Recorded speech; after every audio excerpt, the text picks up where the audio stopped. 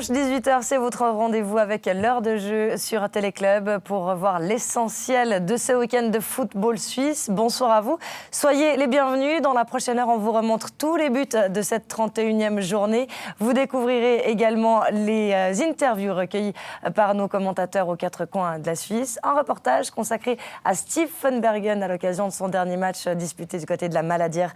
C'était lundi. Et puis, il sera aussi question de Challenge League. Tout cela en compagnie de notre consultant. Bonsoir Claude Riff. Bonsoir. Merci d'être avec nous pour la rédaction de Téléclub. C'est Nicolas Melec qui nous accompagne. Bonsoir. Bonsoir. Et puis le plaisir d'accueillir un autre capitaine, celui du FC Lucerne. Bonsoir Christian Schnevely. Bonsoir. Merci d'avoir accepté notre invitation. Soyez le bienvenu sur le plateau. Vous avez vécu une semaine contrastée en émotions avec l'élimination en demi-finale de coupe contre Thun, la revanche hier en championnat contre ce même FC Thun. Quel est aujourd'hui le sentiment qui prédomine ?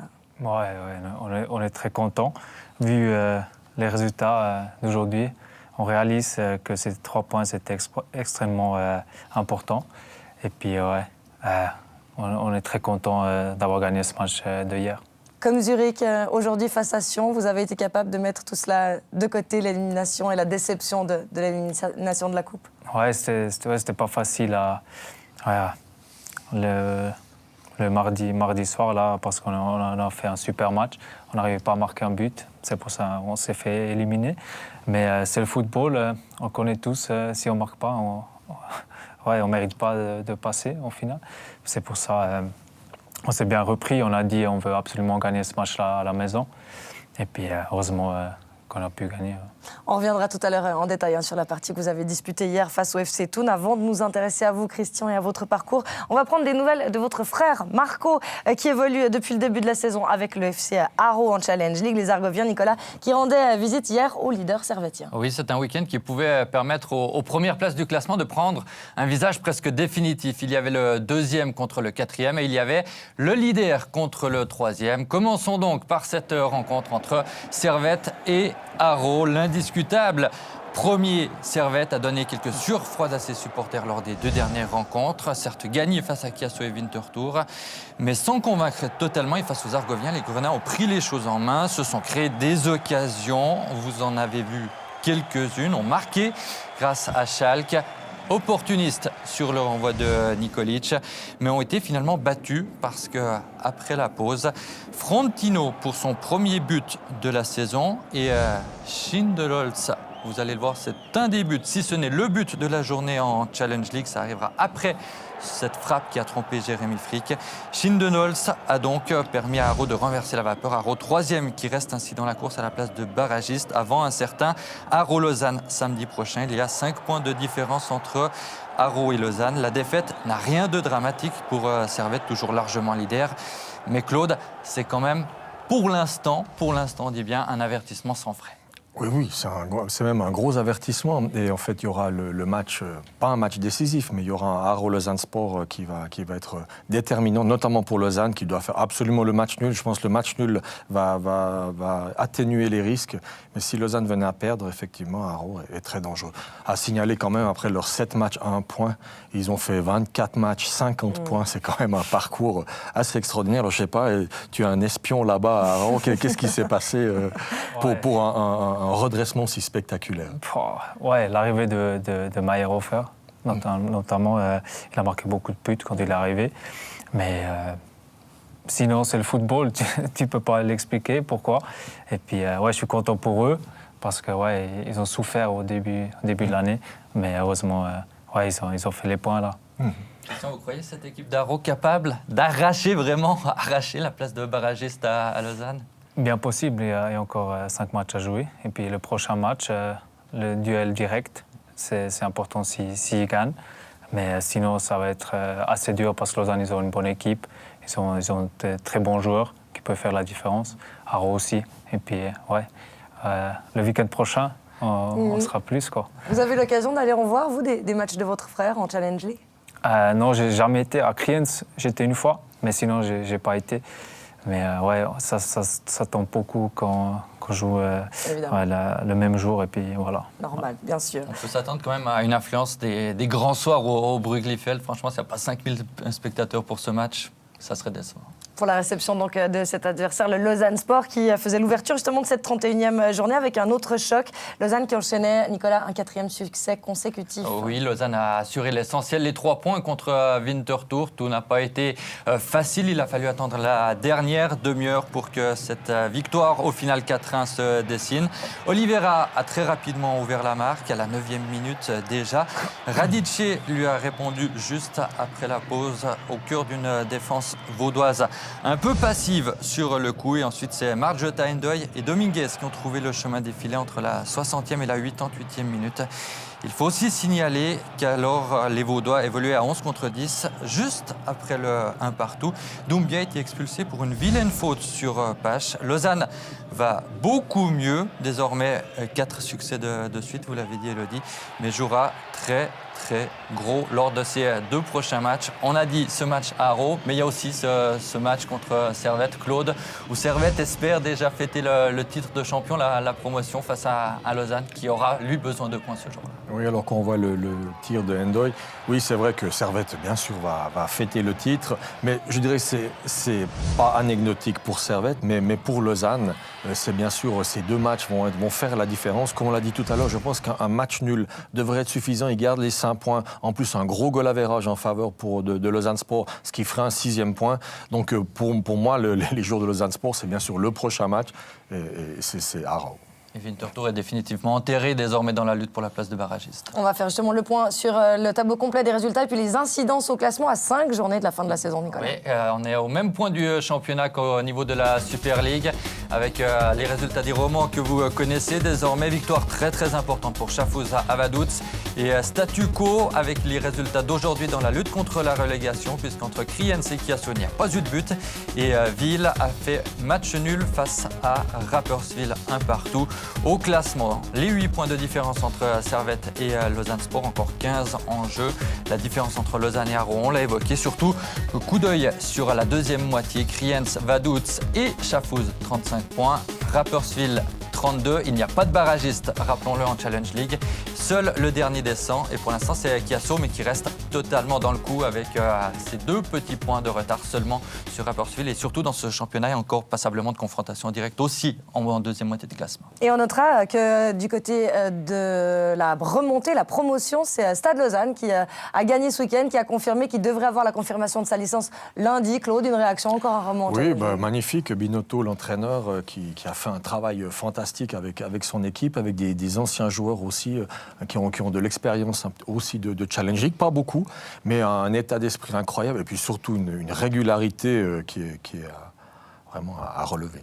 À confirmer donc demain avec la validation de cette licence. Et puis on passe à présent à la Super League avec Xamax qui disputait un match capital hier face à Grasshopper. C'était le grand écart entre le champion lundi et puis la Lanterne Rouge, Nicolas. Oui, Grasshopper surtout qui jouait très gros dans cette rencontre. Neuchâtel Xamax aussi un petit peu quand même. 9 points d'écart entre les 2 formations, Grasshopper, Lanterne Rouge et Neuchâtel Xamax, 9e et barragiste actuellement avant le coup d'envoi de ce match. Un match qui, avant la rencontre pour Uli Forte, était décisif. Le message avait été clair. Il n'y a que les 3 points qui comptent pour sa formation. Et pendant plus de 65 minutes, la Lanterne Rouge était en position de les obtenir, soit entre la 8e, moment où est tombée la réussite, l'ouverture du score d'Engoy sur une action où la responsabilité de Walter avec ce ballon relâché est quand même engagée, et la 75e, moment choisi par Nuzzolo, lancé en contre-attaque par Ramizi pour inscrire son 14e but de l'exercice. Cette réussite qui venait récompenser les efforts d'une équipe qui s'est améliorée au fil des minutes. Il y a Pouloulou qui en première période a eu la meilleure chance xamaxienne. C'était autour de la 35e pour cette équipe qui a eu beaucoup de peine en début de rencontre. Walter aussi a pu être décisif parce que Getse aurait pu mener 2-0. Et là, tout aurait été très difficile pour les Xamaxiens. C'est Jurisin qui était malheureux à la 64e et à la 74e minute. C'est d'ailleurs dans la foulée de cette deuxième occasion que l'égalisation est tombée. Ensuite, la fin de match était complètement folle avec une équipe de Grasshopper qui n'avait pas le choix, qui était obligée de se découvrir pour aller chercher les 3 points. Mais c'est surtout Xamax qui a eu les meilleures chances de but avec notamment Hoche Nuzzolo ou encore Ramizi. Les deux équipes auraient pu s'imposer. Aucune ne l'a fait, mais au final, c'est Xamax qui fait la bonne affaire. Les Neuchâtelois n'ont aucune peine à se satisfaire de ce résultat de parité grâce au père. Et lui, presque condamné à la culbute, 70 ans après un premier passage en deuxième division. Même si, Claude, les Xamaxiens ne veulent pas parler d'autre chose que de la place de barragiste, est-ce que désormais, ils, pas peuvent, mais doivent regarder vers la 8e place? Oui. Bien sûr qu'il peut, surtout avec, je dirais, la dynamique, parce qu'on sent qu'il y a des équipes, il y a une dynamique très positive. C'est Lugano, par exemple, c'est Neuchâtel-Xamax. Alors Lucerne, on attend des réactions. Thun, pas tellement, puisque Thun a des difficultés, même s'il va se retrouver en finale de Coupe de Suisse, mais c'est quand même une équipe qui n'a pas une dynamique positive. Donc on parle du Lausanne Sport tout à l'heure, je sens aussi depuis 4-5 matchs une dynamique positive, un autre Lausanne Sport. Donc c'est quand même mieux d'avoir cette dynamique-là maintenant, au début mai, quand les matchs décisifs vont arriver. Voilà pour ce match où Xamax a fait, on le disait en début d'émission, une bonne opération. Merci beaucoup, Nicolas. De votre côté, Christian, vous receviez pour la 2e fois depuis mardi le FC Thun, donc à la Suisse Sport Arena. Après cette demi-finale perdue, est-ce qu'il y avait vraiment, psychologiquement, une vraie envie de revanche hier avant le match? Ouais, on a évité de parler d'une revanche parce qu'on s'est dit, c'est vrai, c'est la coupe. Ouais, on ne peut pas comparer avec la Super League. C'est pour ça que c'était un match pour 3 points. Pas pour la finale de coupe, mais un match pour 3 points. Et puis on se disait ça avant le match. Et puis c'est pour ça qu'on ne parlait pas de revanche. Et puis, ouais, on savait tout, c'est jamais facile à jouer. Ils sont très compacts derrière. Avec les joueurs offensifs, ils sont toujours dangereux. C'est pour ça qu'on s'est dit qu'il faut absolument gagner à la maison. Et alors, ils vous ont bien aidé, hein, les Thounois, puisque l'ouverture du score est signée par le même buteur que lors de la demi-finale de coupe, Roy Gelmi, sauf que c'est du faux côté, hein, évidemment. 3e minute de jeu sur la touche de Schwegler. Ça met en jambe, c'est vrai, pour commencer un match, Christian. Ouais, on connaît Christian Schwegler avec ses touches. On a marqué pas mal de buts à IB aussi. Et puis on a toujours des occasions parce qu'on a des grands joueurs aussi. Et puis, ouais, il faut profiter de ces touches, quoi. Claude Riff, vous l'avez vu, les joueurs de Lucerne jouent avec un maillot rétro pour célébrer les 30 ans du seul titre, finalement, hein, de champion suisse du FC Lucerne. Je vous regarde, vous, parce qu'on était peut-être tous un petit peu jeunes autour de cette table. Oui. Est-ce que vous vous en souvenez? Oui, bien sûr. C'était Fidel Rauch, hein, l'entraîneur. Et puis, bien sûr, puisqu'il nous l'avait volé, on était Neuchâtel Xamax. En 89, ils avaient une très, très belle équipe. C'était mérité. Il y avait aussi une ambiance de feu. Donc voilà, les maillots rétro, c'est assez sympa. Maintenant, quand vous parlez de 30 ans, je prends quand même un coup, là.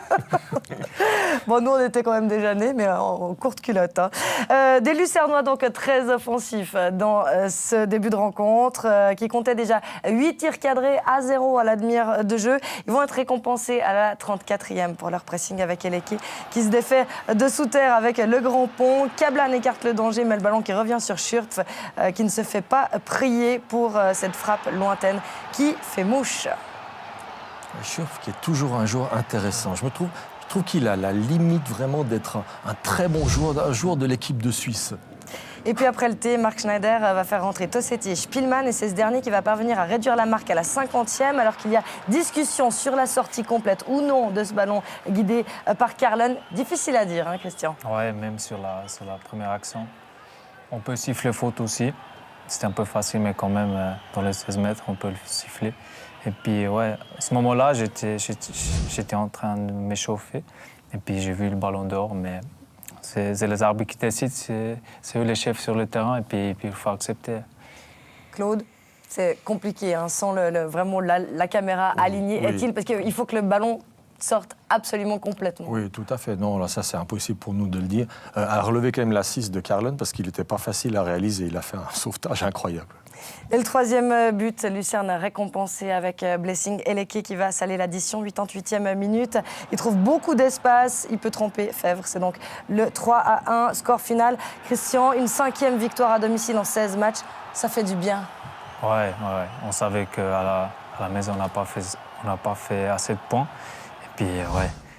Même là, ils ont encore eu 2-3 bonnes actions pour égaliser le score. Pour le 2-2. Heureusement que Dave Tsibung il les a bien sortis. Et puis ouais, ça fait très bien de gagner à la maison. Comment c'est possible que vous connaissiez autant de difficultés devant votre public? Public réputé assez chaud, enceinte difficile à apprivoiser pour l'adversaire, et pourtant vous avez beaucoup de peine. C'est encore une fois, c'est le football. Tu ne peux pas l'expliquer pourquoi tu fais la même chose à l'extérieur comme à la maison, mais tu ne sais pas pourquoi des fois. On était toujours meilleurs les derniers 5-6 matchs, mais on n'arrive pas à marquer le but. On avait un peu un problème d'efficacité, c'est vrai, mais sur le plan final, on était toujours meilleurs, on avait plus d'occasions. Et puis ça te donne un peu aussi de confiance, si tu sais. Tu vas sur le terrain et puis tu joues un bon football, tu as les occasions, tu peux marquer. Mais ça, c'est un travail pendant la semaine. Et puis, il faut travailler ça encore parce qu'il y a encore 5 matchs à jouer et puis il faut faire des points encore. En fait, les supporters viennent bloquer les buts, mais surtout pour leurs propres joueurs. Mais là, on a gagné 4-0. Hein. Bon, ça vous fait 3 points. Ça permet à Lucerne d'accéder à la 4e place. C'est clairement un objectif du club cette saison, ces places européennes. Oui, c'est extrêmement serré le classement. C'est pour ça qu'il faut regarder match après match. C'est facile à dire, mais... C'est la formule consacrée, c'est voilà, clair. mais l'année passée, on a fait la même chose avec Seoane, quand on est monté du 9e place au 3e place. C'est pour ça qu'il faut vraiment regarder match après match, et puis comme ça, on fait des points. Christophe Schnevely, on va revenir un petit peu sur votre carrière. Vous qui êtes footballeur professionnel depuis bientôt 12 ans. Vous avez vu le temps passer? Oui. Non, pas encore. Hein. J'ai compté pour vous. Fribourgeois, Saint-Ginois précisément, vous êtes natif de Vuneville. Le football, c'était pour vous clairement une histoire de famille, parce qu'on connaît Marco, mais il y a aussi le grand frère, Lucas. Voilà. Ouais, c'est comme quand on a 2 frères, on suit le grand frère, et puis Lucas, il a montré l'exemple. Marco, il a suivi, et puis moi, j'ai suivi Marco. Ouais, et puis ça fait plaisir de partager les mêmes soucis, les mêmes problèmes avec ses frères, quoi. Ouais, vous pouvez énormément échanger. On nous a ouvert votre album de photos de famille. On en a quelques-unes à montrer à nos téléspectateurs. C'est bien vous, c'est juste? Non, ça c'est Marco. Ça c'est Marco. Hein. Ah bon, alors c'est votre frère qui nous a dit des bêtises. Donc Marco, et puis là c'est vous par contre. Non, ça c'est Marco aussi. Alors c'est Lucas qui nous a dit que vu que vous Lucas étiez le plus petit, c'est vous qui alliez... Oh là, les 3. Là on est au moins sûr, vous êtes les 3.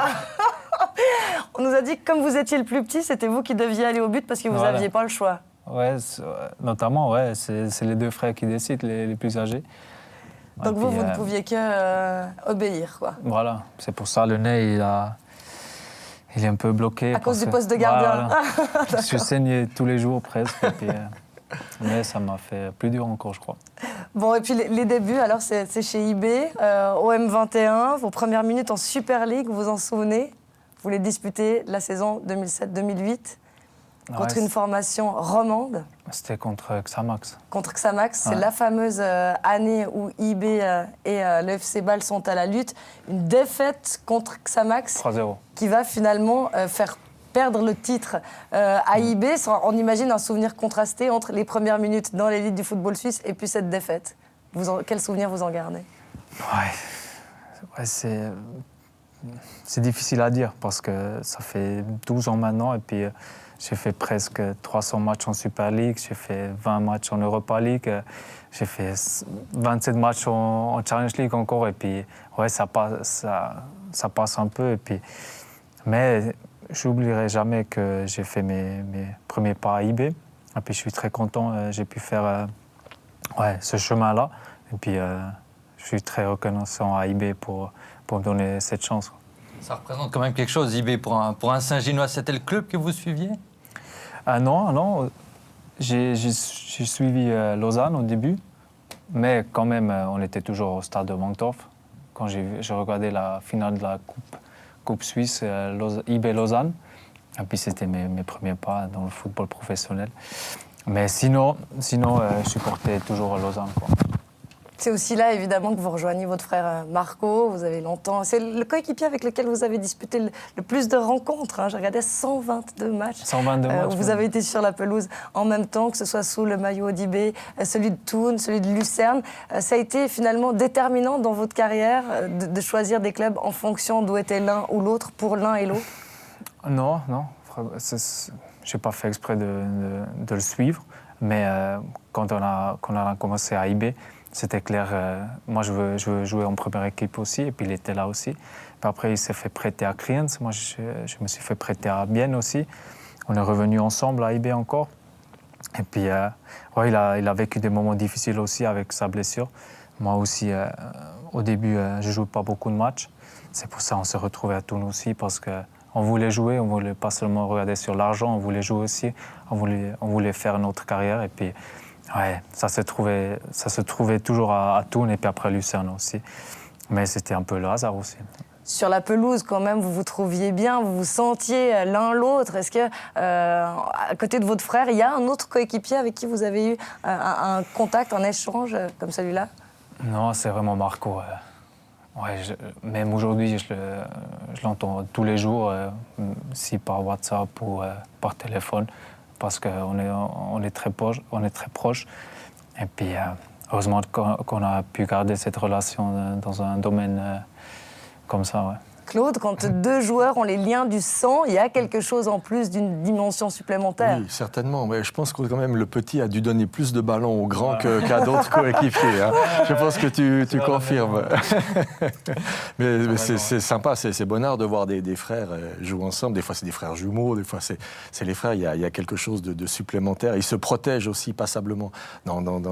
Aussi dans les équipes juniors, il y a des frères jumeaux assez connus à Young Boys aussi, où ils sont les uns l'un et l'autre très, très liés. Ça va être intéressant de suivre leur développement. Ouais, c'est étonnant. Il y en a des figures célèbres, hein, les Degen, les Yakin et bien d'autres, évidemment. Si on continue à tirer le fil de votre carrière, Christian Schnevely, vous avez fait un passage par Bienne en Challenge League, puis 2 années à nouveau sous le maillot d'IB. Vous commencez fort la saison 2009-2010 avec 2 buts en août. Le premier, vous vous souvenez aussi ? Le premier en Super League Ouais, c'était contre Sion, ouais. Exactement. Malheureusement, on n'a pas l'archive. Par contre, on a un deuxième très important contre Bâle. Contre Bâle. On va revoir ce but qui, en plus, est pas mal du tout. Qu'est-ce que vous aviez ressenti de marquer contre le grand FC Bâle, quoi? Bon, c'était une semaine très, très folle parce que je viens de commencer ma première titularisation.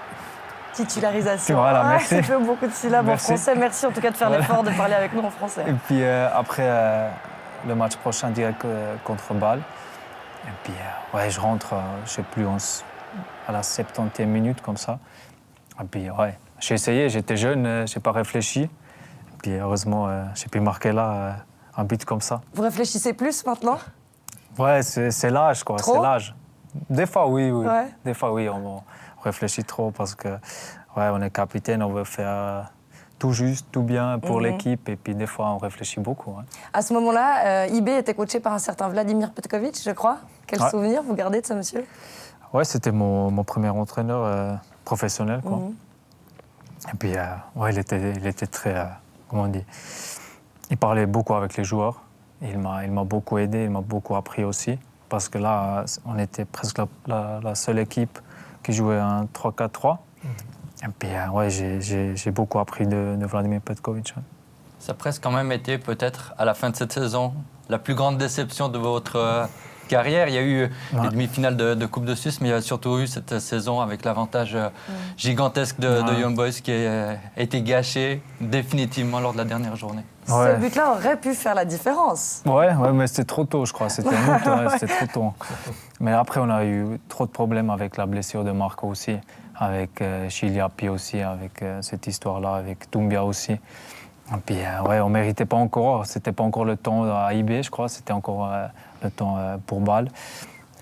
Maintenant, ça a changé, mais en ce temps-là, ouais, c'était pas encore le temps pour IB de gagner un titre. C'était pas le bon moment. Non, je crois pas. Bon, dans votre carrière, Christian, vous avez connu 20 entraîneurs différents. Il y a eu Vladimir Petkovic, il y en a eu plein d'autres. Est-ce qu'il y en a un qui vous a touché particulièrement, dont vous garderez un souvenir spécial? Et pourquoi? Ouais, il y en a deux. Même 3 maintenant. Mais c'était toujours Urs Fischer et puis Gerardo Serrone aussi. Parce qu'ils ne sont pas encore, pas seulement des entraîneurs, mais ils sont des bons humains. Ils parlent beaucoup avec les joueurs, ils sont très modestes. Et puis ça m'apprécie beaucoup aussi de faire partie de leur chemin, quoi. Et puis ouais, ils sont des super mecs parce qu'ils ont les pieds sur terre. Ils parlent avec les joueurs, ils ont la même mentalité comme les joueurs. Et puis on apprend pas seulement sur le côté de football, mais aussi sur le côté d'humain. En qualité de capitaine, vous aussi, vous devez, on imagine, discuter avec votre vestiaire, avec vos coéquipiers. C'est aussi ces hommes-là qui vous ont passé ces valeurs. Voilà. Et on a une jeune équipe aussi chez Lucerne. C'est pour ça qu'il faut parler aux jeunes joueurs, il faut leur montrer le chemin. Même si je ne peux pas dire si c'est le chemin juste, mais il faut montrer un chemin. Et puis, c'est important qu'ils restent les pieds sur terre et puis ils ne pensent pas trop à l'argent. Ils doivent penser à leur futur, à leur carrière. Et puis, il faut leur aider un peu. Ouais. Vous avez dit 2 entraîneurs, vous en marquez un 3e peut-être? C'est déjà Thomas Eberle? Oui, c'est Thomas Eberle, sûrement. Pourquoi? Parce que j'ai joué avec lui aussi en 2007 à IB, quand j'étais très très jeune. Et puis lui, c'est une légende à IB. Et puis j'ai toujours gardé le contact avec lui, parce que c'est aussi un humain très très spécial. Il a une bonne mentalité. Et puis il parle la langue des joueurs, quoi. Ouais, c'est très important. Hein. C'était le cas aussi de Gérard Dossé-Ohanet qui vous a propulsé de la 9e à la 3e place. Christian Schnevely, on n'a pas le temps d'aborder toutes les étapes de votre carrière. Mais quand même, vous qui êtes passé par Thun, par IB, on l'a dit, par Zurich aussi. Hein, vous êtes reparti juste avant la relégation, Lucerne. Est-ce que vous n'êtes jamais parti de la Suisse ? Pour quelle raison? C'était une volonté de votre part? Vous n'avez pas eu d'autres propositions? Vous souhaitiez rester les pieds sur terre en Suisse auprès de votre famille? C'est difficile à dire. J'ai eu des propositions, mais je ne me sentais pas encore prêt de partir. J'étais bien ici, puis je ne voulais pas partir pour partir finalement. Même, comme j'ai dit avant, pour moi, ce n'est pas trop important si je gagne un peu plus d'argent et puis je laisse toute ma famille, tous mes collègues ici. C'est pour ça que je me suis décidé de rester ici avec ma famille, avec mes coéquipiers. Et puis, je suis un joueur qui a besoin de l'environnement aussi. Et puis, c'est pour ça que je suis toujours resté en Suisse. Ouais. Aujourd'hui, vous avez un contrat avec Lucerne jusqu'en 2020. Quand vous voyez des Steve Von Bergen, des Tranquillo Barnetta qui vont prendre leur retraite à 35 ans, vous vous voyez comme eux jouer encore jusqu'à 35 ans? J'espère. Parce que mon but, c'est de jouer jusqu'à 30, 34, 35 ans. Mais tu ne sais jamais ce qui se passe dans le foot. Hein. Il faut toujours, autant dans le jeu que dans les gaffe. carrières. Mais évidemment, Voilà. on vous souhaite que ça puisse durer jusqu'à 35 ans, que Steve Von Bergen va bientôt fêter. Lundi passé, il a fait ses adieux à la Maladière. Il va raccrocher les crampons, avons-nous appris, en fin de saison, pour l'ancien international qui est né sur les bords du lac de Neuchâtel et qui a été formé à Xamax. Il s'agissait évidemment d'un match très particulier, très émotionnel. On découvre le reportage de Loïc Refait. C'est dans une Maladière à guichet fermé que Steve Von Bergen foule pour la dernière fois la pelouse sur laquelle il a lancé sa carrière. Les Bernois sont là pour célébrer leur 2e titre consécutif, alors la fête est belle, peut-être trop. IB se fait surprendre et Xamax va s'imposer 1-0. Une défaite reléguée au second plan par les adieux du capitaine Von Bergen à l'enceinte, au club qui l'ont vu naître. Ouais, il y a beaucoup de souvenirs, beaucoup de moments. C'est quand même ici que j'ai réalisé mon rêve d'être un joueur professionnel. J'habite pas loin, à 5 minutes du stade, donc c'est beaucoup d'émotions de voir cette Maladière pleine, remplie de jaune, de rouge. C'était une vraie fête du foot qui malheureusement, par le résultat, mais sinon c'était vraiment une fête du football. Une fête dont l'invité d'honneur portait le numéro 5. Un maillot hommage de Xamax a été remis à Steve Von Bergen, lui qui a disputé 125 matchs sous les couleurs rouge et noir. Un cadeau remis par Raphaël Nuzzolo, grand ami et ancien coéquipier à Xamax, puis à Young Boys.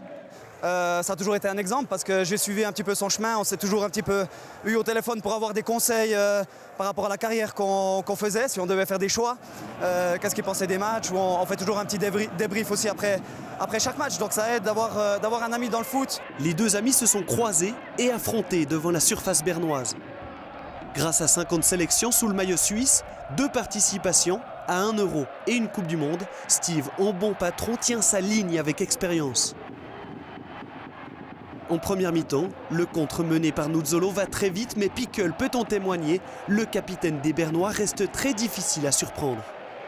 c'est vrai que quand Pouloulou part, c'est autre chose que quand peut-être, je crois que c'était Piquel qui a tenté de frapper. Voilà, on essaie de s'adapter, de jouer un petit peu avec l'expérience et pour l'instant ça m'a réussi assez bien jusqu'à maintenant. C'est pour ça que j'avais à cœur d'arrêter avant que ça devienne l'année de trop, comme on dit. Je crois que de terminer sur 2 titres, c'est quelque chose de fantastique, des émotions extraordinaires et je vais profiter de ces 6 derniers matchs. 6, c'est le nombre de parties qu'il reste à disputer jusqu'au terme de la saison. 364, ce pourrait être le total impressionnant de matchs joués par Steve von Bergen dans l'élite suisse. 6 débuts, il les a fait le 26 novembre 2000, à 17 ans, face au FC Zurich de Gilbert Gress. 19 ans, 50 caps et 4 titres nationaux plus tard, le capitaine apprécie, déjà nostalgique, l'immense chemin parcouru. Quand on travaille dur, on ne sait pas jusqu'où on peut aller, parce que si je suis honnête, je pensais, même moi, jamais jouer pour l'équipe nationale ou à l'étranger. Par le travail, par l'abnégation, par le mental aussi, j'ai réussi à vivre des émotions extraordinaires, à faire une carrière au-delà de mes espérances. Et aujourd'hui, c'est un petit peu toutes ces choses-là, pendant ces 7 matchs qui me trottent dans la tête, et ça devient toujours plus difficile, parce que ouais, ça devient toujours plus proche, mais j'essaie de profiter de chaque moment, mais la fin arrive. Ouais, pas loin de la larmichette, hein, Steve von Bergen, que j'ai rajeuni pour l'occasion dans l'introduction de ce sujet, puisqu'il va avoir 36 ans au mois de juin. Claude Riff, vous qui avez observé la carrière de ce joueur depuis le début, quel commentaire vous avez envie de faire sur ça? Voilà, c'est le joueur que l'on connaît. Effectivement, c'était Alain Gaguerre hein, qui l'avait intronisé en Super League à Neuchâtel Xamax. Après, j'étais venu en 2002, on a joué 2 ans. Je l'ai mis un peu à la dure parce qu'il était libéraux derrière tout le monde. Je dis non, tu iras arrière latéral droit, puis il a dû apprendre le job. Mais c'était très intéressant, déjà intelligent, déjà très rapide. C'est un joueur qui est dans le duel 1 contre 1. C'est mieux d'avoir Steve von Bergen avec que contre. Et donc c'est un pur défenseur et qui a fait des progrès. Souvent c'est un exemple que je donne parce qu'il a fait des progrès, par exemple ses relances pied gauche alors qu'il était pur droitier. Chaque année il a progressé, il a beaucoup travaillé et c'est un exemple pour tous les joueurs que même à 25 ans ou à 30 ans, on continue à faire des progrès et qu'on peut atteindre les sommets. Christian, entre les capitaines du football suisse, de Super League, entre les tauliers, est-ce qu'il y a des petites réunions secrètes? Est-ce que vous avez des contacts particuliers entre vous? Non, j'ai joué avec Steve aussi à IB, mais on n'a plus de contact, non. Il n'y a pas de réunion sur comment définir le plan de la Super League entre les capitaines? Malheureusement pas, non. Bon, Steve von Bergen, il était cet après-midi sur la pelouse du Stade de Suisse pour la réception de Lugano. IB qui avait une revanche à prendre, Nicolas, après la défaite de la décompression du champion à la Maladière. Oui, encore une fois au cœur de l'action, Steve von Bergen en ce dimanche après-midi. Lugano aussi avait une revanche à prendre contre Young Boys. La défaite concédée par les hommes de Fabio Celestini lors de la dernière confrontation directe est encore dans tous les esprits au Tessin, et notamment dans celui de l'entraîneur qui l'a rappelé en avant-match, à un match qui a débuté parfaitement pour les Tessinois qui ont pu ouvrir le score en tout début de rencontre. Young Boys a connu une première demi-heure un peu endormie, disons, et Lavanchi a pu servir de manière parfaite Carlinhos. Carlinhos a un coup de tête décroisé qui est aussi magnifique. Tout est beau dans cette action, dans la construction aussi. On le reverra encore plus tard dans la rencontre. Mais du côté tessinois, la jury fonctionne. IB, on le disait, a mis 30 minutes avant de réagir, d'entrer vraiment dans le match. Assalé à la 32e minute, inquiète une première fois Baumann. Inquiétude légère pour le portier titulaire de ce FC Lugano. Ça sera beaucoup plus compliqué sur ce centre de Fasnacht. Il reste cloué sur sa ligne, rien à faire. Au haro de la tête, c'est redoutable. 7e but de la saison de cette manière, 19e au total pour celui qui est plus que jamais le meilleur buteur du championnat. Ça va aller encore mieux pour Young Boys avec encore une fois Waro. Cette fois-ci, le style est différent, la technique est toujours là, la puissance aussi. Soulmoni ne peut rien faire au duel et Baumann se fait surprendre au premier poteau. Guillaume Waro, 20e but de la saison. IB en première période, dans ce dernier quart d'heure de la première période, aurait pu prendre 2 longueurs d'avance. C'est Gaudino qui reçoit de plus en plus de temps de jeu, qui se montre dangereux. Cette fois-ci, Baumann est à la parade. Parade remarquable, de quoi faire oublier le but encaissé peu de temps auparavant. Lugano va revenir dans ce match d'après là pour Guerne, qui enrhume véritablement Mbabou. Ensuite, le centre est parfait. Encore une fois, cette construction de jeu par les côtés. Le centre en retrait et Carlinhos, encore une fois, à la réception. Oublié par toute l'arrière-garde bernoise. C'est facile ensuite pour tromper le portier Von Balmos. Von Balmos va se refaire sur cette intervention. Le coup franc de Gert. L'occasion est pour d'après là. On jouait alors la 79e minute. Lugano a eu ses chances. Lugano aura encore quand même une dernière frayeur alors que Lotomba est entré en jeu. C'est à signaler le retour au jeu de l'ancien joueur de Lausanne Sport, Mbabou, à 2 reprises. But sur l'arrière-garde et notamment sur cet homme, sur Soulmoni. Lugano obtient encore un point à l'extérieur. Lugano n'a plus perdu en déplacement depuis le mois de novembre et Lugano aligne une nouvelle rencontre sans avoir perdu. Claude, cette équipe est redoutable désormais. Elle est redoutable, les signaux sont ouverts. Effectivement, c'est une équipe, elle peut absolument lutter pour une place européenne. Et comme vous l'aviez dit en préambule, c'est qu'elle est forte derrière, c'est difficile de lui marquer. Ils ont pris 2 buts sur le terrain des Young Boys, mais c'est difficile de marquer des buts.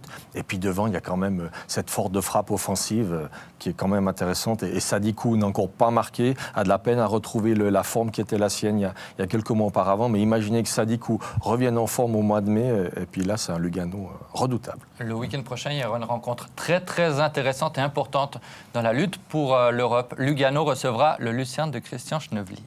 Le Lucerne de Christian Schnevely qui, lui, recevra IB lors de la dernière journée. On se rappellera quand même que Lucerne est la seule équipe à avoir infligé une défaite à IB cette saison au Stade de Suisse. Et puis aussi la sortie des quarts de finale de Coupe de Suisse avec un but que vous avez signé, Christian, un assist également. Ça permet de bomber le torse en vue de cette dernière rencontre, la fin de la saison avec IB. Ouais, mais j'espère la dernière journée, les places sont déjà faites.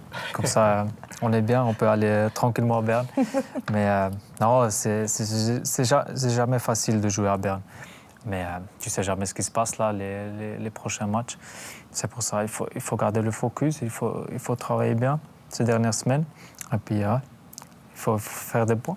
Ouais, fin de saison vraiment palpitante pour la Super League comme pour la Challenge League. On va écouter au micro de Vincent Rigolès, celui qui signait ce soir, cet après-midi plutôt un doublé, c'est bien sûr Guillaume Moirot. Guillaume Moirot, il y a 1 an jour pour jour, vous avez remporté ce titre qui avait été tant attendu. C'est, avec les supporters, il y a eu une émotion particulière quand même. Ouais, ça reste encore frais dans la tête et dans le cœur aussi surtout. Et aujourd'hui, voilà, c'était un moyen de commémorer ce souvenir qui est récent. Et puis avec ce 2e titre dans la foulée, non, c'est bien. C'est des moments qui passent extrêmement vite, donc un petit coup de nostalgie de temps en temps, ça fait pas de mal. On a honoré le but de Jean-Pierre Nsamé de la 88e minute. Cette saison, c'est quoi le souvenir du titre que vous aurez? C'est la continuité, c'est le travail, parce que c'est dur de confirmer. Et puis on voit que les adversaires, ils veulent faire tomber le champion. Donc voilà, ça a été une saison vraiment avec beaucoup d'émotions avec la Champions League. Donc il fallait être fort mentalement parce qu'on a eu quand même pas mal de matchs. Et voilà, la répétition des efforts, le mental, garder toujours le mental frais parce que c'est la tête qui fait avancer toute la machine. Donc les moments forts, on en a eu beaucoup. C'est pas fini, il reste encore 5 matchs, donc on peut encore communier avec le public, échanger beaucoup. Mais c'est clair que d'avoir pu confirmer ce 2e titre de champion, je pense que pour tout professionnel qu'on est, c'est des challenges qu'on aime relever. Donc c'est un défi de plus qu'on mettra sur le CV. Donc ouais, c'est cool. Un petit mot sur le match du jour quand même. Vous a pas manqué grand-chose pour l'emporter finalement. Ouais, c'est vrai qu'on aurait aimé pour ce jour commémoratif donner les 3 points au public. Mais voilà, on sait de toute façon jusqu'à la fin, il y a énormément d'équipes qui eux aussi ont des objectifs. Donc les matchs ne vont pas être faciles. À nous de tout faire pour honorer, comme j'ai dit, ce titre de champion. Et pour aujourd'hui, on a vu que voilà, Lugano, c'est toujours une équipe compliquée à jouer, chiante à jouer. Ils ont des joueurs qui sont vraiment casse-couilles. Désolé du mot, mais ils ne méritent pas mieux. Mais après, voilà, bravo à leur entraîneur qui arrive quand même qui réussit à faire un bon travail là-bas. Mais voilà, nous, on sait qu'on peut mieux faire. Maintenant, la saison va se terminer. Il va falloir qu'on finisse ça d'une manière positive et se préparer déjà pour la saison prochaine qui s'annonce très compliquée.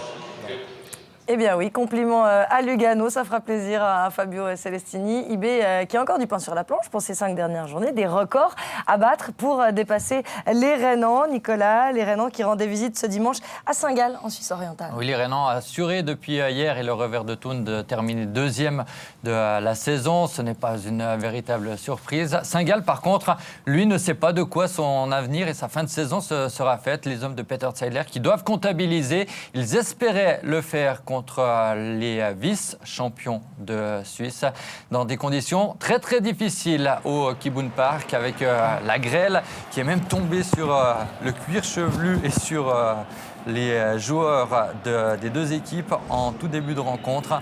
Cette partie qui a débuté avec la grêle et surtout un orage assez terrible pour la défense saint-galloise. Campo, dès la 2e minute, trouve le poteau de Stojanovic. Le gardien était certainement battu sur cette reprise du numéro 10 bâlois. Bâle encore et toujours à l'offensive avec à la 14e le centre de Campo et l'intervention décisive de Stojanovic face à Ricky von Wolfswinkel. Il y avait aussi eu une occasion pour Stocker peu auparavant. C'est dire à quel point le début de rencontre a été extrêmement favorable à Bâle. Bâle qui va concrétiser sa domination avec la passe de Stocker pour Riveros qui enrhume un peu comme sur le but de Lugano tout à l'heure, la défense qui paraît mal. C'est Vilotic et FT qui se font avoir par Riveros et ensuite liberté totale pour von Wolfswinkel qui a encore le temps de regarder derrière lui s'il y a quelqu'un pour venir le marquer. Personne. Et la réplique saint-galloise, là aussi un peu comme Young Boys à la demi-heure, c'est Simone Rapp qui trouve la barre transversale du portier Omlin. C'est la meilleure chance de but pour un FC Saint-Gall qui, tout au long de la rencontre, a eu beaucoup de peine à entrer dans les 16 mètres adverses. Quand la confiance n'est pas là, le dernier geste, l'avant-dernier dernier geste est souvent raté. Et du côté bâlois, en plus, il y a la réussite, comme vous allez le voir sur cette action, la récupération de von Wolfswinkel, l'échange entre Buat et Stocker, le centre pour Campo qui devance Luschinger au centre. A priori, rien d'anormal, sauf que là, sur cette ouverture, von Wolfswinkel est en position de hors-jeu. La réussite aurait dû être annulée. Peter Zeidler qui a réclamé l'un ou l'autre penalty aussi durant la rencontre. On voudra certainement à M. Erlarner et ses acolytes à la suite de cette action qui presque déjà, à ce moment-là, c'était à la 65e minute, clôt les débats au Kibun Park. Bâle qui va encore insister. Stojanovic va intervenir sur cette percée de Buat. Et ce Saint-Gall, peu en confiance, n'aura presque aucune occasion. Va encore encaisser un nouveau but. C'est Buat qui sera encore une fois à la passe. Il a remplacé Gegrova au repos, le Genevois. Et à la suite de ce débordement, il va trouver un Stocker totalement oublié par Luschinger. Deuxième but de la saison pour le numéro 14. 3-0, score final. Claude, vous étiez inquiet pour Saint-Gall. La partie d'aujourd'hui le confirme qu'il y a de quoi avoir des inquiétudes. Oui, surtout qu'ils n'ont pas la défense. Il n'y a pas les défenseurs pour protéger l'équipe. Il y a vraiment des erreurs incroyables. Si vous occupez un peu de l'aspect défensif, vous voyez des choses qui sont vraiment impensables à ce niveau-là. Et il n'y a que 3 points d'avance sur Neuchâtel-Xamax. Ce Saint-Gall-là est effectivement inquiétant. S'agissant du FC Bâle qui éliminait Zurich jeudi en demi-finale de coupe, pour en revenir en fait à Zurich après cette élimination et la réception de Sion au Letzigrund, Ludovic Magnin était dans les tribunes pour assister à cette rencontre après son expulsion en coupe suite à un coup de sang contre l'arbitre. L'entraîneur vaudois qui traverse une mauvaise passe, il avait besoin impérativement d'un succès pour se distancer de la place de barragiste et c'est justement sa formation qui s'est procuré les 2 plus grosses occasions en toute fin de première période.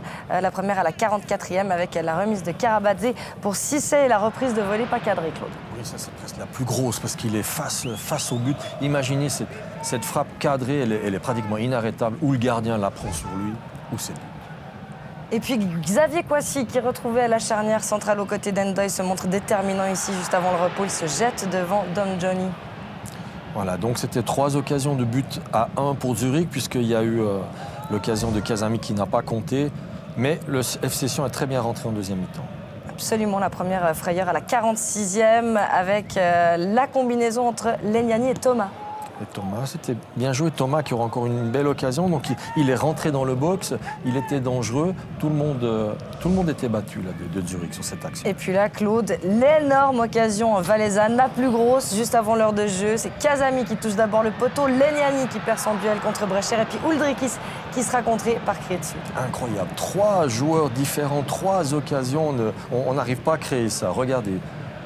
Ce tir sur le poteau, maintenant c'est Leniani qui doit faire la différence. Mais Brecher défend très bien. Krietzu, la même chose à terre. La réplique zurichoise à l'heure de jeu, Schönbechler qui trouve Fickencher sur sa tentative. Voilà, et là, tout de suite, Zurich a réagi. Donc, si on n'a pas pu garder cet élan, n'a pas pu tout d'un coup faire la différence. Les choses s'accélèrent dans cette deuxième période. Le corner, la tête de Krejci qui touche la latte, la reprise en pivot de Cissé. La même chose. Regardez, c'est vraiment des grosses occasions de part et d'autre.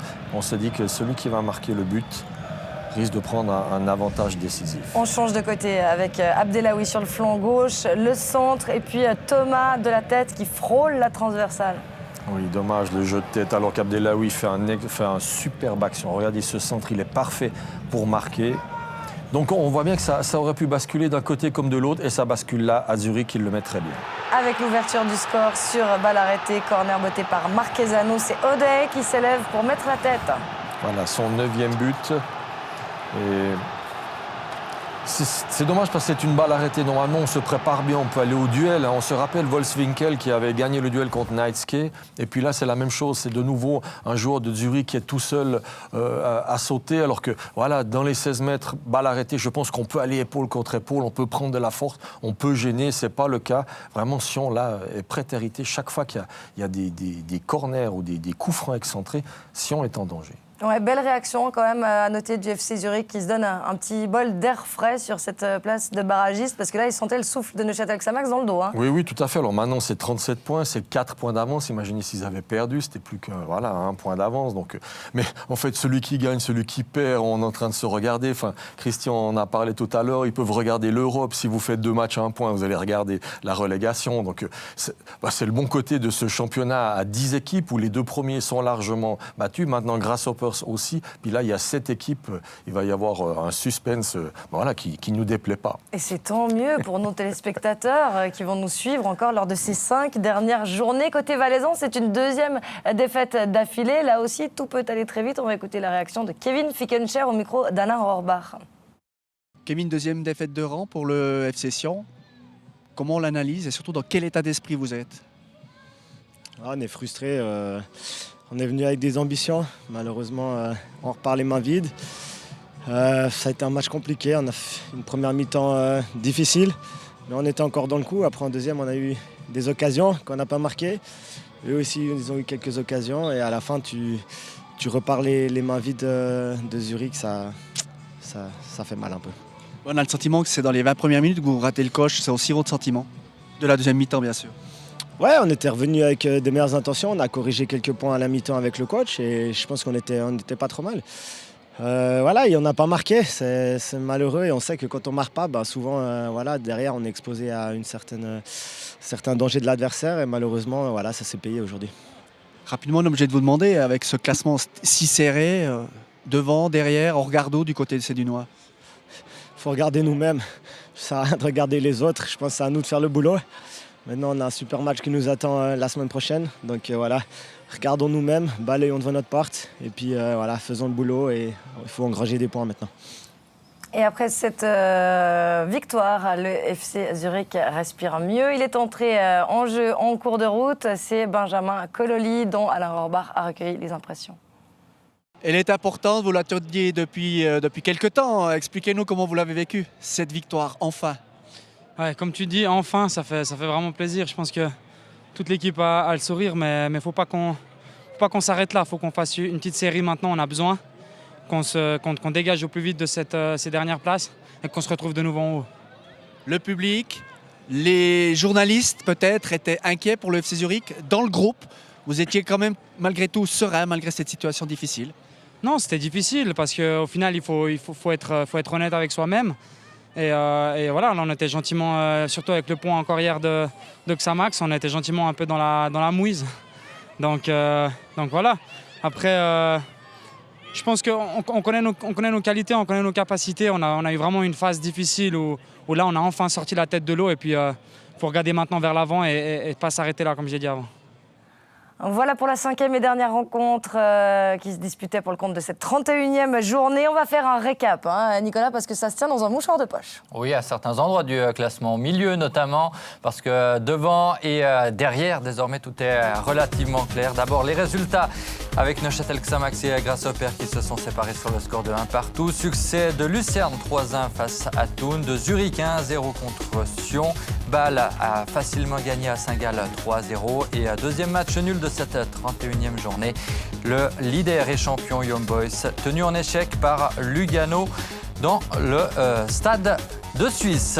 Au classement, Young Boys, Bâle, tout est clair. Ensuite, Thun, Lucerne, 40 points.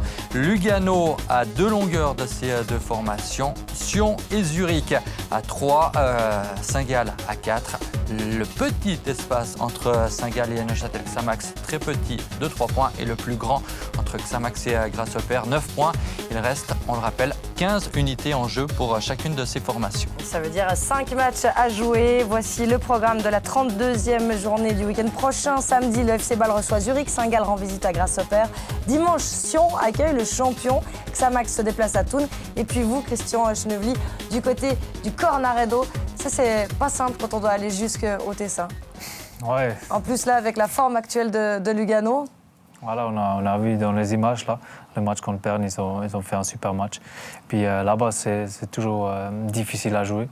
Avec les conditions et tout, on ne sait jamais. Mais on est positif. On a gagné 2 fois ensuite aussi.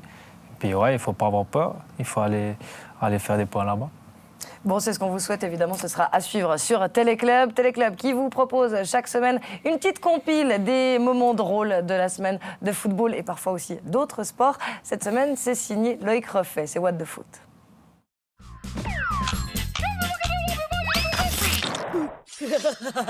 Dzyuba et le Zénith Saint-Pétersbourg s'envolent vers le titre. Quel but, quel sacrifice du respecté capitaine de l'équipe nationale russe. Ouais, visiblement, les copains apprécient, hein. Non, Oleg, bouge pas, t'inquiète pas, on amène les chips. À Xamax, bonne ambiance, hein, et cadeau pour tous les Bernois. Ah non, pas pour toi, Jean-Pierre. Visiblement, à Neuchâtel, on joue parfois à 10. En plateau, la semaine a été bonne, on est resté dans le sérieux. C'est la deuxième connerie, la deuxième causerie, connerie aussi remarquée de cette soirée. Côté animation, on a pris quand même quelques risques. Pensez à Alain Chabat pour mettre un peu d'ambiance dans le but. Chabat, c'est pareil. Hein. De toute façon, ça vous plie en deux. Ah, le journalisme, faut se faire sa place. Bien protégé, Steph. IB champion, Oaro se lâche et reprend les grands classiques. J'ai déjà plus de voix, donc pas de voix, pas de chanson. Oui. Pas de palais. Pas de palais. Donc voilà. Pas de palais. Pas de palais. Merci à toi, Guillaume. Allez, au chaud et à la semaine prochaine. Tiens, on vous aime. Merci à lui de nous remplir toujours nos bêtisiers. Allez, on va jeter un coup d'œil au programme footballistique de ces prochains jours sur les canaux de Téléclub. Avec ce soir de la Serie A, à 20h30, le choc entre Turin et l'AC Milan. De la Ligue 1 également au programme à 21h avec la réception de Nantes du côté de Marseille. Serie A à nouveau demain avec Atalanta Udinese. Et puis plus tard dans la soirée, la Fiorentina reçoit Sassuolo mardi et mercredi. Évidemment, le retour du football européen sur Téléclub avec ses demi-finales aller entre Tottenham et l'Ajax, Barcelone et Liverpool. Christian Chenevely, on imagine que vous serez évidemment devant votre télévision mardi et mercredi soir. Ouais, tout à fait. Je regarde tous les matchs de foot si j'ai le temps. Si mon petit-fils ne veut pas jouer au foot lui-même, mais sinon je regarde tous les matchs de foot, bien sûr. Vous aviez, je crois, affronté Tottenham en qualification de Champions League avec IB. Ça date, ça aussi. Hein. C'était en 2010. Vous aviez même gagné 3-2 au match retour. C'était avec un certain Gareth Bale. Quel souvenir vous gardez de ce Tottenham de cette époque-là? J'avais pris un maillot de Tom Huddleston. Et puis, je ne sais pas s'il avait XXL en taille. Et puis, non, c'est un match que je n'oublierai jamais. C'est incroyable, des matchs comme ça, si tu peux disputer devant 30-35 000 spectateurs. Et puis, ça fait du plaisir de faire des matchs comme ça. Ouais, Claude Riff, le vôtre, de match européen le plus marquant en tant que joueur? C'était bien sûr le Real Madrid, on a déjà eu l'occasion d'en discuter quand on joue au Real. C'est toujours bon de se le rappeler. Oui, et puis quand il y a 100 000 personnes qui vous sifflent, c'est inoubliable. Ça fait des acouphènes pour le reste de la semaine. On ne peut pas rater le match, parce qu'on ne peut pas être plus bas. Alors on remonte et puis on joue. Un favori, Christian, pour cette Ligue des Champions cette saison, avec ces outsiders incroyables? C'est difficile à dire, mais ouais, je suis un fan du beau football et puis Barcelone, ça me plaît beaucoup. Et puis ouais, quand tu as Messi dans ton équipe... On en voudrait tous, voilà. Évidemment. Claude, j'ai envie de vous demander le vôtre. Mais écoutez, c'est la même chose. On aime le même foot. Effectivement, Barça est pour moi le favori. En plus, en ayant visité ce club, la façon dont il travaille avec les jeunes joueurs, c'est vraiment très impressionnant. Bon, la réponse, ce sera, vous l'avez compris, sur Téléclub mardi et mercredi soir. Et on se réjouit de vous y retrouver. Christian Schnevely, merci beaucoup d'être venu jusqu'à nous. Merci. Cette heure de jeu touche déjà à sa fin. On vous souhaite une belle fin de saison à vous et à vos coéquipiers. Merci beaucoup. Et bonne continuation. Claude, merci d'avoir été des nôtres ce dimanche. Avec plaisir. À bientôt. Merci beaucoup, Nicolas. Bonne soirée, vous à partez bientôt. d'ailleurs en voyage demain pour aller à Tottenham. Et à Londres, effectivement. C'est vous qui serez aux commentaires donc, de cette rencontre et on se réjouit de vous entendre. Le prochain studio sur Téléclub, c'est ce soir à 20h15 avec cette partie de Serie A. Vous l'avez vu, Turin, AC Milan. Voilà, on arrive à la fin de cette émission. Merci beaucoup à vous de l'avoir suivi. Merci aux équipes techniques et merci à Régis Berry-Civil pour la production. Passez une douce soirée, une excellente semaine. On vous embrasse. Salut.